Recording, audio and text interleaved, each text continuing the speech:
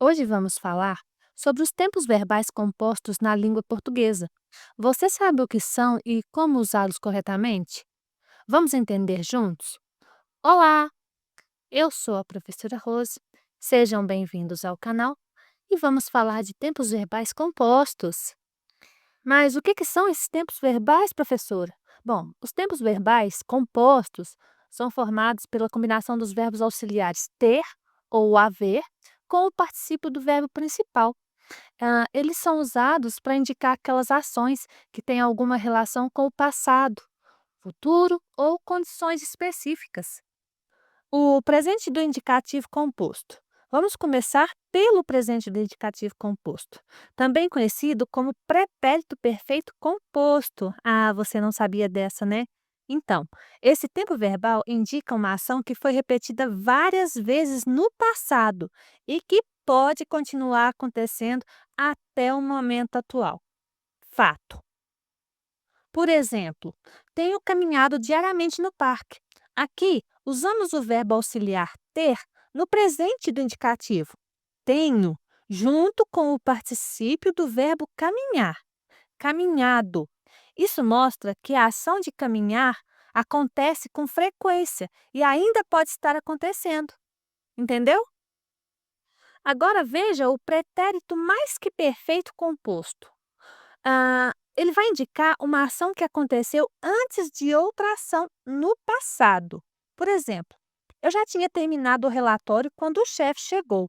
Nesse caso, usamos o verbo ter no pretérito imperfeito, tinha, com o particípio do verbo terminar, terminado. Isso mostra que a conclusão do relatório aconteceu antes da chegada do chefinho, do chefe, hein? Agora, o futuro do presente composto. O futuro do presente composto indica uma ação que estará concluída antes de outra ação futura. Veja o exemplo aqui. Até amanhã terei enviado todos os e-mails. Aqui o verbo auxiliar ter está no futuro do presente, terei. E o verbo principal no particípio, desculpa, enviado, isso vai indicar que a ação de enviar os e-mails será concluída até um momento futuro. Agora vejam o futuro do pretérito composto.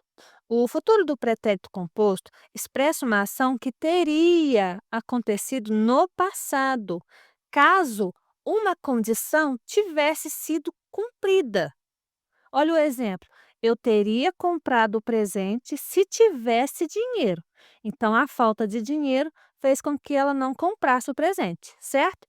Neste caso, usamos o verbo ter no futuro do pretérito, teria, com o particípio do verbo comprar, comprado.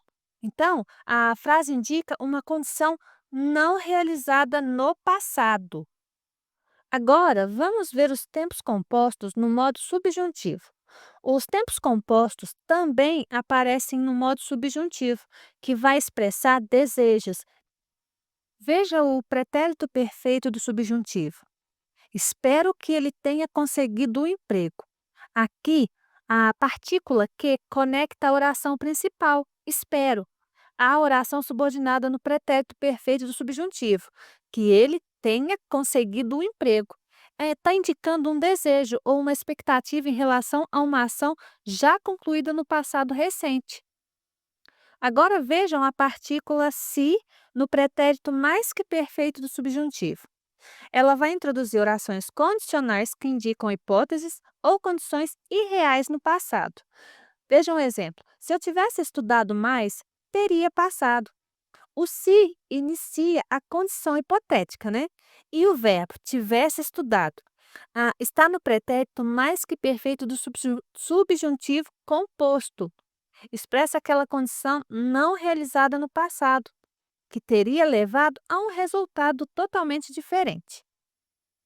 Agora, o futuro do subjuntivo composto introduz orações temporais, que indicam o momento em que a ação futura acontecerá. Aí entrou o pronome relativo quando. Quando você tiver concluído o curso, poderá viajar. Esse quando Viu que ele iniciou a oração temporal? E o verbo tiver concluído está no futuro do subjuntivo composto. Então, está indicando que a ação de concluir o curso será completada antes da ação futura de poder viajar. Simples, né? E não esqueçam, nesses exemplos, os verbos auxiliares ter ou haver aparecem conjugados no subjuntivo, acompanhados do particípio do verbo principal, hein, galera? Agora, olhem as formas nominais compostas. Além dos tempos conjugados, nós temos as formas nominais compostas, que são o infinitivo, o gerúndio e o particípio, usados com verbos auxiliares. O infinitivo impessoal composto. Ter viajado pelo mundo é meu sonho. Aqui está indicando uma ação já concluída e não há flexões em pessoas, tá? E o infinitivo pessoal composto? O nós termos aprendido juntos facilitou a prova. Aqui, o pessoal composto, ele é conjugado conforme as pessoas verbais. O que que são as pessoas verbais? Eu, tu, ele, nós, vós, eles, elas. Também, indicando ação concluída no passado, tá? A forma é dada pelo infinitivo pessoal do verbo ter ou haver com com quem, gente? Com o particípio do verbo principal. Viu que fácil? E o gerúndio composto, vai dar uma ideia, de ação prolongada. Olha só, tendo resolvido os problemas, ele descansou. O que que acontece? Dá essa ideia de ação prolongada, mas que terminou antes de outra oração principal, tá? Bom, então é isso, pessoal. Pratique com os próprios exemplos e veja como fica mais fácil usar esses tempos no dia a dia, tá? E aí, gostou? Gostou de aprender sobre os tempos verbais compostos? Eles são essenciais, né, para quem quer falar ou escrever bem em português. Pois é, de fato, precisa, viu? Pois ajudam a expressar com clareza o tempo e a condição das ações. Isso aí. Então, não se esqueçam, se você gostou desse vídeo, curte, compartilhe, se inscreva no canal para receber mais conteúdos como este. Até a próxima!